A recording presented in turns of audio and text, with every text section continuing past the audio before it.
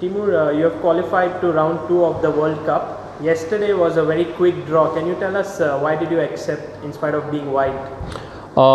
Yesterday there was a theoretical position in general, and I think after this H5 the F4 line was played, but I didn't really remember my notes in this line, and as my opponent, as far as I saw, never went on exactly this line. He was going something else, like Knight H5 line that I'm playing myself, and I was playing a lot.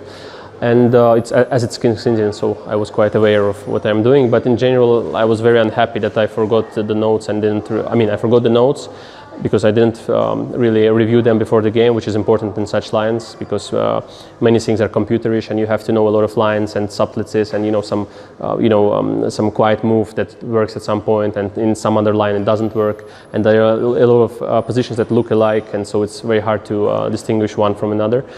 And yeah, as I got this line, I was very unhappy, and I was just thinking either to go on the lines that I remembered are very double-edged, but I was not really having fun with playing this position with the king in the center, because I'm playing the King's Indian myself, and as a King's Indian player, when you get this kind of situation, either you go this H5 that I went, and after H5 white should show some precision, which I knew what I had to do afterwards, but I didn't really want to show this stuff because it's maximum draw for white, and you really have to make it. Yeah, you still have to make it. So in general, I was actually surprised that he took a draw in that position, because I think he has to play this F4, and I think it was played before by Bakro in his game, I think against Fresinet with I think he was playing black, and this idea of F4, H takes G6, Bishop takes H6. And at first computer doesn't understand this, but after rook takes h6, king g7, rook takes h7, king takes g6, and then black goes rook h8. It's an amazing idea in general, but it's like the part of it is because of the blockade that black has with the pawns d6, e5, and d4. They block the c1 bishop, and also the white bishop on e2 is very stupid, and they cannot really develop the pieces because knight b4 is coming and rook from h line is attacking. So it's quite tricky, but I knew how to try to neutralize this, but it's very unpleasant to play in the game. So I decided, if he takes a draw, it's good for me. And so when you were preparing for the second game today, you had the black pieces. Yeah. In general, was it like an ambitious approach towards it, or you were already mentally ready for a tie break?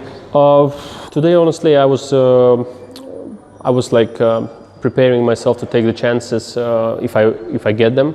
But with black, if white really wants to neutralize, there are ways to neutralize. But I tried to play something unexpected for him, and I think I managed to surprise him a little bit. And he wanted to make this bishop c1, bishop e3 draw, I guess, after knight f6, knight d5 back, if I would repeat the game, repeat the moves. But actually I didn't want to play for a draw today. In general, I would just try to take the chances, but certainly I was also ready that I will not get any chances and just be neutralized from the opening and play some rather boring or completely drawish position. But I was very happy when we got this kind of this French defense style that I've played also the entire childhood, and later ages also won against Kasparov in this French defense, so I have good memories in general. And this type of positions, I think I understand them quite okay since childhood, and so I was happy that we have this plenty of pieces on the board still, and my opponent was using a lot of time. So yeah, I was very happy about the opening choice today, and about the result certainly is needless to say.